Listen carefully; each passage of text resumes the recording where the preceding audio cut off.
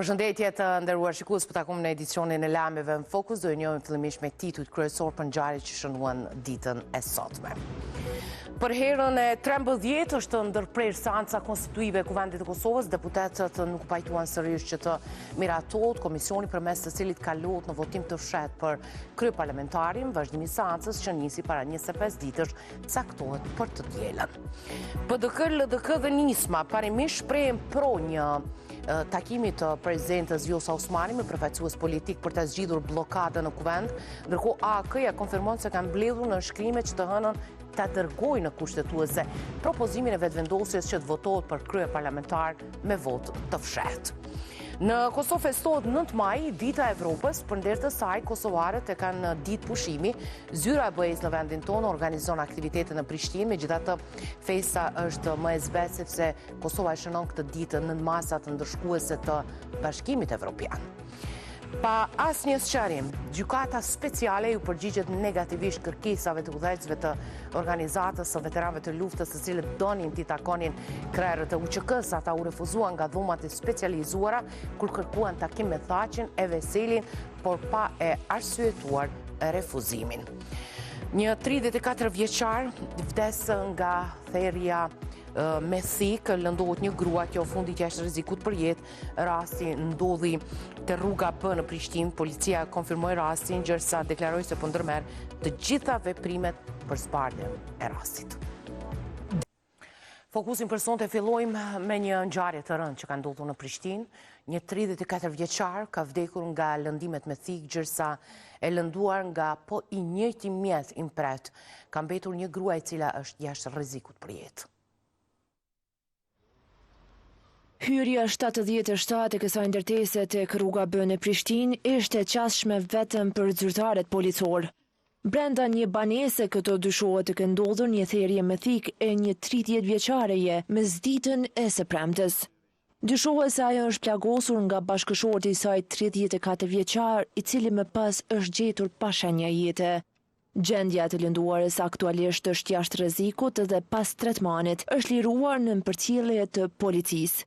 Fillimisht u raportua se therrja kishte ndodhur brenda një ordinance stomatologjike, por një informacion i tillë u mohua nga pronari i saj. Ai tha se e lënduara pas marrjes së plagës kishte kërkuar të jepej ndihmë mjekësore nga stafi i tij. Prandaj jo pa shkas, edhe punonjësit e kësaj ordinance po merreshin në pyetje nga disa zyrtar policor. Të tjerët të gjendeshin brenda objektit duke grumbulluar provat bashkë me pjesëtarët e Institutit të Mjekësisë Ligjore. Lidhur me këtë rast, policia e Kosovës ishte rezervuar me informacione. Në vendin e ngjarjes janë ftuar edhe mjekët emergjent, të cilët kanë konstatuar vdekjen e njerit prej personave të lënduar, mashkull 34 vjeç, ndërsa e lëndura femër 30 vjeçare është dërguar për tretman mjekësor. Mbështetur në të dhënat fillestare, dyshohet se personat kanë pësuar lëndime nga një mjet i mbret, dyshohet thikë. Hetuesit policor kanë ndërmarrë të gjitha veprimet hetimore për zbulimin e rastit. Një përleshje fizike ndodhi mbrëmjen e së enjtës mes dy personave në rrugën Muharrem Feza në Prishtinë. Mirëpor kur dy punëtorë të kompanisë pastrimi provuan të ndërhyjnë për t'i ndarë, njëri prej tyre pësoi vetë. Zakonisht punojnë gjatë natës kur rrugët janë më të qeta. Por edhe atëherë kur frekuentimi i qytetarëve mendoi të jetë me numër më të ulët, punëtorët e ndërmarrjes pastrimi u gjendën përballë një situate të rrezikshme. Teksa dy persona në lagjen Muharrem Feza u përfshin në një përleshje fizike pra një kushim mbeturinash, punëtorët ndërhyn për t'i ndarë, por situata mori kahje tjetër. Njëri nga familjarët e të përfshirëve tentoi që të godas me vetur personin tjetër me të cilin kishin konflikt. Megjithatë ai përfundoi duke goditur një vetur tjetër, me çrast vetura tjetër goditi punëtorin e ndërmarrjes pastrimi duke rrëzuar në tokë e me çrast i shkaktoi edhe lëndime trupore. Krejt kjo ngjarje u kap nga kamerat vëzhguese të një objekti. Derisa për gjendjen shëndetësore të punëtorit u deklarua ndërmarrja pastrimi. Është dërguar në ÇKUK për trajtim dhe jemi në pritje të raportit final të policisë së Kosovës dhe sigurisht të ekzaminimeve mjekësore përfundimtare për të shikuar përfundimisht gjendjen e tij si është. Ademaj tregoi se punëtorët e kësaj ndërmarrje kanë sigurim shëndetësor. punëtorët tonë kanë sigurinë shëndetësore, ne kemi një kontroll sistematike, sigurisht gjitha procedurat do të bëhen sipas ligjit në fuqi. Policia e Kosovës për rastin ka njoftuar se ka arrestuar 2 të dyshuar, derisa tha se pas intervistimit me vendim të prokurorit janë dërguar në mbajtje. Po në Prishtinë u aktivizua policia e Kosovës, por në një lokacion tjetër, një aksion i njësisë antidrogës ka rezultuar me arrestimin e 2 personave të dyshuar për posedim të lëndëve narkotike. Rastet e tilla në Kosovë janë shpeshtuar. Njësia e antidrogës rrethuan Vranjivcin. Njësitet policore ishin në kërkim të lokacioneve ku dyshohej se kishte lëndë narkotike. Të ajntën hetimet policore quan në caqet e duhura, duke rënë fiks në atë që paramendohej. Gjatë një kontrolli të policisë të Kosovës në lagjën Vranjevc të Prishtinës janë sekuestruar mbi gjysmë kilogrami marijuanë, sasi e cila dyshohet se ishte destinuar për tregun lokal. Vlera e tregut të substancës konfiskuar dyshohet të jetë diku mbi 3.000 euro. Si rezultati i këtij operacioni janë arrestuar 2 persona të dyshuar për përfshirje në aktivitetet e shpërndarjes së substancave narkotike. Në pranga kanë rënë Elham Beqiri dhe Gjemail Beqiri, por hetimet sipas një ish-zyrtari policor duhet të thellohen. Edhe nëse nuk shkon hetimi matutje me gjetë se si ka ardha e drogë këtu, ka ardhur, për kujt ka ardhur, kush e ka kontrabandu dhe me godit tërë zinxhirin, atëherë kjo më shumë i bën që është mirë edhe kjo, por nuk e arrin efektin e duhur që të qiten paradrejtësit, zbulohen edhe të goditen grupet e ndryshme të krimit të organizuar që e kanë pruar drogë, sigurisht për Shqipërisë apo për një vend tjetër. Rastet e tilla janë të shpeshta në Kosovë, megjithatë sipas Ramanit, vendi shfrytëzohet më shpesh edhe si tranzit për qarkullimin e lëndëve narkotike.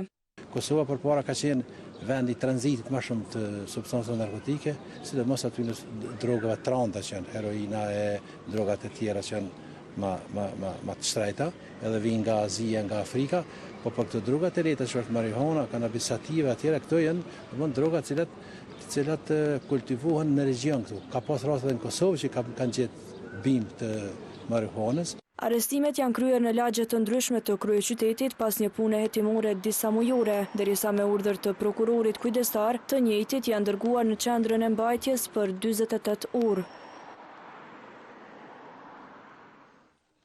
2 shtetas të Nepalit dhe 2 të tjerë nga Bangladeshi janë arrestuar të premtën nga policia e Kosovës. Ata dyshon se kishin kaluar ilegalisht kufirin nga Serbia për në Republikën e Kosovës.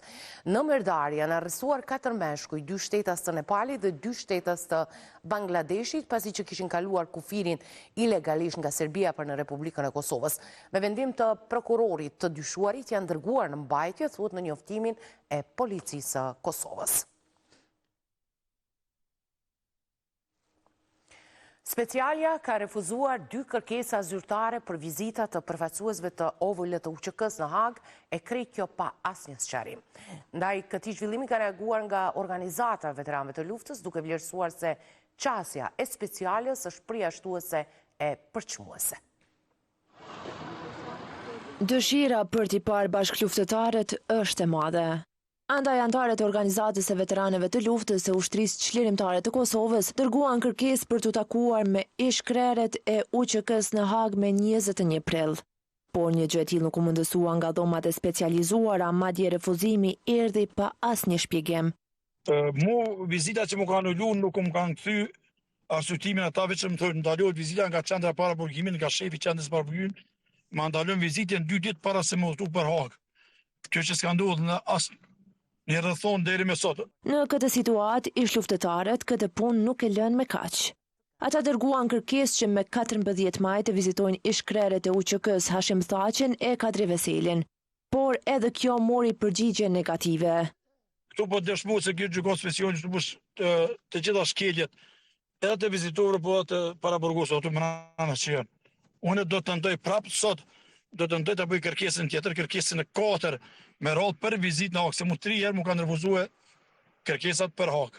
Kështu që arsye nuk më kanë jap, nuk e dim pse mi kanë refuzuar kërkesat.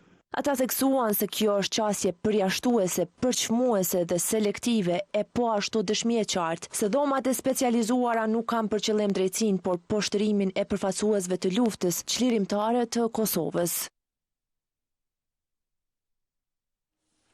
Në 27 vjetorin e rënjës së heronjve Ilir Konoshevci e Hazir Malaj janë organizuar homazhe të varrezat e dëshmorëve në Prishtinë. Ky ishte lokacioni në të cilin u drejtuan familjar, miq e figura politike në nderim të heronjve. Çdo 9 maj, familjarët shkojnë të parë tek varrezat e dëshmorëve në Prishtinë. Aty ku pushojnë trupat e dy luftëtarëve të UÇK-s, Ilir Konoshevci e Hazir Malaj, të cilët ranë dëshmor 27 vite më parë. I pari që vizitoi familjet ishte bashkëluftëtari i tyre, i cili bisedoi për disa minuta ulur me babain e Ilir Konoshevcit. Pas disa qastesh, kryetari i AAK-s Ramush Haradinaj i ftoi të gjithë të pranishmit për t'i nderuar dëshmorët.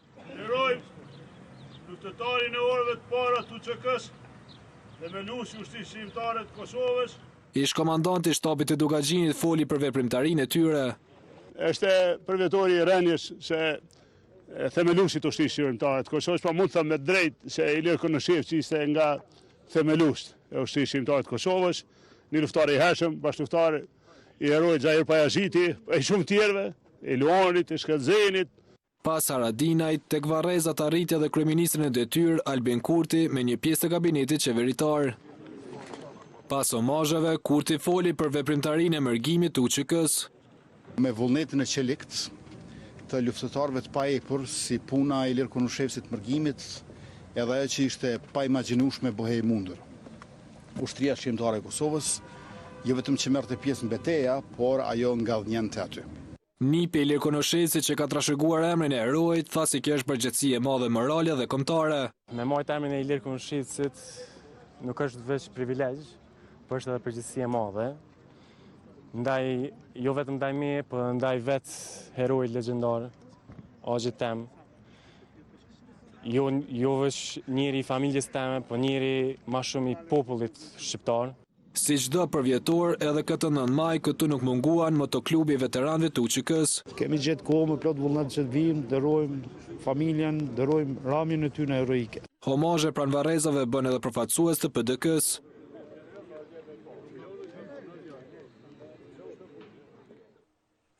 Presidentja e Republikës së Kosovës Vjosa Osmani ka kujtuar heroin Ilir Konoshevci, luftëtarin e UÇK-s në misionin për lirinë e Adzeut dhe mjekun Hazir Malaj. Osmani përmes një postimi tha se ata ishin të palëkundur në përkushtimin e tyre për liri, teksa hovi i tyre u ndërprej pabesisht në një pritë të organizuar në konkur Ushtria Çlirimtare e Kosovës po shtrihej dhe organizoi me vrull për ta çuar deri në fund misionin e saj çlirimtar. Vrasja e tyre ishte një humbje e rëndë për UÇK-n, por dhe një gur themeli për lirinë tonë dhe për shtetin për të cilin ranë, ndaj drejtësia për ta është obligim. Ata ranë bashk, por u ngritën përjetësisht në kujtesën kombëtare si simbol i përbashkimit të dijes dhe armës, i guximit dhe humanizmit i lirisë dhe sakrificës.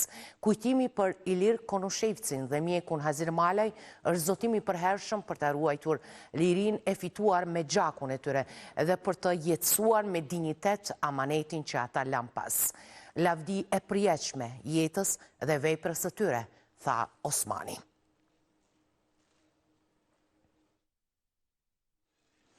Presidentja e Kosovës Vjosa Osmani do të zhvillojë një vizitë shtetërore në Zvicër më datën 21 dhe 22 maj me ftesë të presidentës së Konfederatës së Zvicrës Karin Keller-Sutter. Sipas presidencës, kjo do të jetë vizita e parë shtetërore e një presidenti të Republikës së Kosovës në shtetin zviceran. Gjatë qëndrimit atje, presidentja Osmani do të mbajë takime me autoritetet më të larta të shtetit zviceran, ndërsa do të mbajë edhe një fjalim në Parlamentin e Zvicrës, duke paraqitur vizionin e Kosovës për paqe, stabilitet dhe bashkëpunim ndërkombëtar. Po ashtu është planifikuar një konferencë e përbashkët për media mes presidentës Osmani dhe homologës së saj zvicerane, ku pritet të theksohen marrëdhëniet e forta dhe miqësore mes dy vendeve.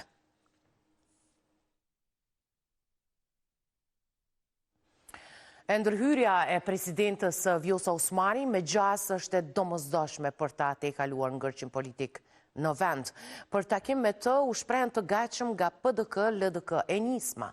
Kjo pritet të ndodhë pasi që për 13 herë ka dështuar të bëhet konstituimi i kuvendit. E 13 herë e njëjta pamje. Deputet të partive ish opozitare që komunikojnë me njëri tjetrin dhe kryeministri në detyrë që nuk përshëndetet me askënd. Vetëse për dallim nga seancat e kaluara, kësaj radhe bisedat e Albin Kurtit me bashkëpartiakët e vet ishin më të gjata. Përveç kësaj, skenari i mbarvajtjes së tentimit për konstituimin e kuvendit nuk ndryshoi as të premten, pasi PDK, LDK, AAK e lista serbe nuk propozuan askënd për komision për votim të fshehtë. Kush është kundër? E kur Bajrami doli për të thënë tjetër çka në foltore, fjala ju ndërprej me një herë. Dola këtu për të thënë që më është me na thirrë edhe 48 herë, çdo 48 orë. Ju lutem nëse keni propozim, me kërku me për ndryshe le të ndalet regjia le të ndalë mikrofonin vetëm nëse ka propozim, por nuk ka diskutime.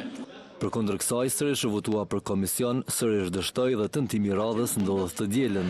Nuk kemi quorum, shihemi përsëri në 11 maj në orën 10.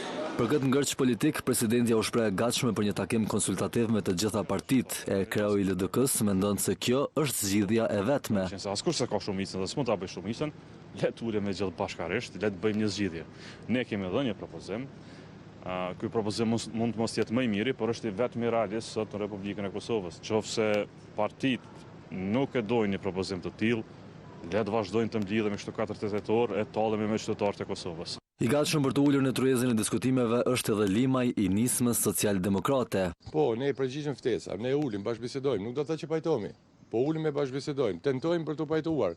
Po dhe mos më pajtu, ka dikush që do të gjendet pajtimi, edhe marrëveshje. Por përgjigje për pjesëmarrje në një takim të tillë spoti edhe Donika Gërvalla e guxos. Nëse presidentja na dërgon ftesë, do ta shohim çfarë përmban ftesa edhe për çka na thret presidentja. Nuk kemi shquar ndonjëherë për ndonjë blokad, secili në kuadër të kompetencave të tij kushtetuese duhet të kontribuojë në zhbllokimin e kësaj situate. As Ramush Haradinaj i AAK-s, që më parë tha se nuk ulet aty ku është LVV-ja, deklaroi se një herë do ta shohin formatin e takimit, pastaj vendos a shkon apo jo. E lideri i VV-s Albin Kurti, siç edhe pritej, nuk pranoi të deklarohej për këtë çështje sa ishte në një aktivitet gjatë ditës. Veç angazhimeve brenda kuvendit, deputet të hënën do të kenë edhe një obligim shtesë. Ata të Lidhjes Demokratike të Kosovës do t'i drejtojnë zërrëesaj përket shtrejtimit të rrymës, gjërsa ligjvënësi do të adreson ngërqin politik në gjykatën kushtetuese. Në një renon po votohej e në tjetrën po mblidheshin në nënshkrime. Deputetja LDK-s Hykmete Bajrami mori firmat e kolegëve të saj në kuvend në një kërkesë për zyrën e rregullatorit të energjisë për anulimin e 2 vendimeve. Në atë që këta duhet dorëzojnë të hënën, s'nënshkruan edhe ligjvënësit e LVV-s. Anulimin e vendimit për të hyrat maksimale të lejuara për operatorët e energjisë elektrike, e cila ka rezultuar në ngritjen e çmimit të energjisë elektrike në 16.1%, në mënyrë që të parandalojmë një valë të re të inflacionit dhe gjithashtu vendimin tjetër për detyrimin e 1300 kompanive për dalë në tregun e hapur. Përveç kësaj, deputetët i dhanë nënshkrimet edhe për ngërqin politik, të cilin do të adresojnë të hënën në gjykatën kushtetuese. Iniciativa për këtë u mor nga Aleanca për Ardhmërinë e Kosovës. Për shkak të ndryshimit në mes të zgjedhjeve të formës së votimit nga votimi i hapur në votim të fshehur, ne kemi mbledhur nënshkrimet, do t'i adresohem gjykatës kushtetuese për këtë shkelje ligjore dhe për këtë shkelje kushtetuese. Kjo megjithatë do të shtjellohet me ekspert ligjor, thonë nga Partia Demokratike e Kosovës. Kemi ekspertizën e duhur për me i vlerësu, a duhet me u dërgu diçka, do ta shqyrtojmë pa paragjykim dhe do të marrë mendimin e ekspertëve të PDK-s, pastaj do të komunikoj edhe me kolegët edhe nga OKR-ja. E për subjektin politik që po akuzohet për këtë blokad, krejt këto janë filma jo kreativ. Kërkesat bëhen kur kuvendi konstituohet, edhe kur janë konstituuar edhe të gjithë mekanizmat e kuvendit, të cilat mund të merren me kërkesat e tilla, përndryshe të gjitha këto janë filma. Të gjitha këto janë madje edhe filma jo kreativ, edhe pa fantazi. Ndërkohë, një ditë më parë, Lidhja Demokratike e Kosovës deponoi 17 kallëzime penale ndaj anëtarëve të ekzekutivit në detyrë në prokurorinë speciale. Oda ekonomike amerikane në Kosovë ka përsëritur thirrjen e saj për shtyrjen e këtij procesi, duke theksuar se vendi nuk është i përgatitur për një tranzicion të tillë. Në një reagim të fundit, Oda ekonomike amerikane ka ngritur shqetësime serioze lidhur me mungesën e konkurrencës reale në treg dhe afatin e shkurtër për zbatimin e reformës.